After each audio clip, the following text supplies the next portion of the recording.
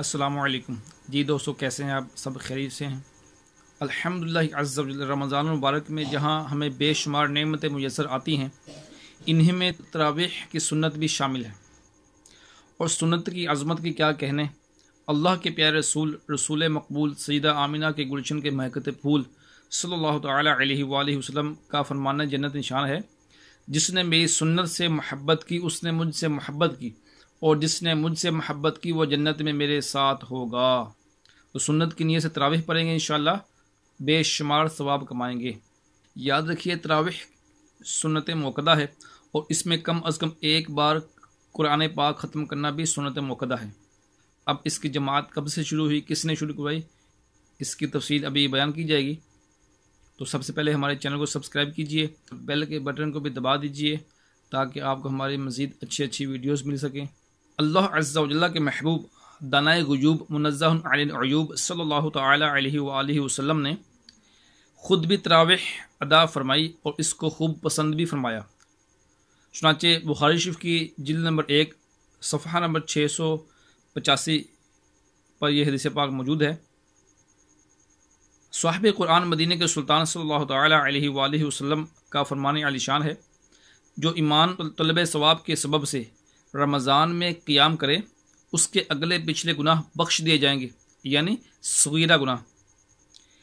پھر اس اندیشے کی وجہ سے تک فرمائی کہ کہیں امت پر تراویح فرض نہ کر دی جائے۔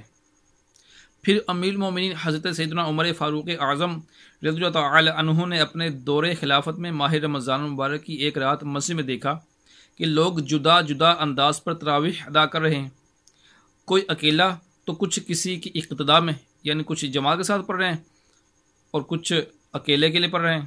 یہ دیکھ کر آپ رضی اللہ تعالی عنہ نے فرمایا: میں مناسب خیال کرتا ہوں کہ ان سب کو ایک امام کے ساتھ جمع کر دوں۔ لہٰذا آپ رضی اللہ تعالی عنہ نے حضرت سیدنا ابی بن کعب رضی اللہ تعالی عنہ کو سب کا امام بنا دیا۔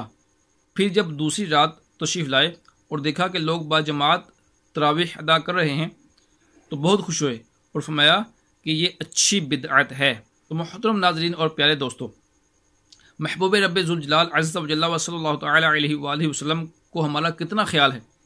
محض اس خوف سے تراویح پر ہمیشگی نہ فرمائی کہ کہیں امت پر فرض نہ ہو جائے۔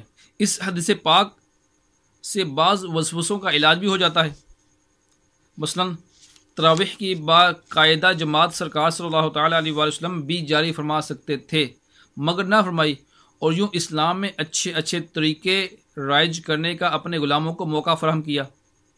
جو کام شاہ خیر الانام صلی اللہ تعالی علیہ وآلہ وسلم نے نہیں کیا، وہ کام سیدنا فاروق اعظم رضی اللہ تعالی عنہ نے محض اپنی مرضی سے نہیں کیا، بلکہ سرکار عالم دار صلی اللہ تعالی علیہ وآلہ وسلم نے تا قیامت ایسے اچھے کام جاری کرتے رہنے کی اپنی حیات ظاہری میں ہی اجازت مرحمت فرما دی تھی۔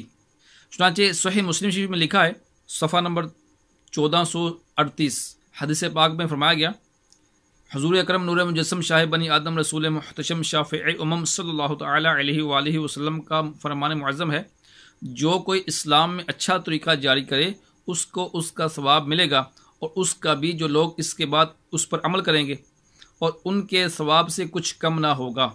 اور جو شخص اسلام میں برا طریقہ جاری کرے اس پر اس کا گناہ بھی ہے، اور ان لوگوں کا بھی جو اس کے بعد اس پر عمل کریں اور ان کے گناہ میں کچھ کمی نہ ہوگی۔ تو دیکھا آپ نے تراویح کے حوالے سے ہمارے سیدنا فاروق اعظم رضی اللہ تعالی عنہ نے ہم پر کتنا بڑا عظیم احسان فرمایا۔ ایک جماعت کی صورت میں ہمیں یہ انداز دیا تاکہ ہم الگ الگ پڑھنے کے بجائے جماعت کے ساتھ پڑھیں، اور اس طرح انشاءاللہ دل جمعی بھی ہوگی اور انشاءاللہ عز و جل ثواب بھی زیادہ ملے گا۔ تو اللہ تعالی ہمیں بزرگوں کے بتائے ہوئے طریقے پر عمل کر کے رمضان مبارک کی خوب برکتیں حاصل کرنے کی توفیق عطا فرمائے۔ بہت شکریہ، اپنا خیال رکھیے۔ السلام علیکم۔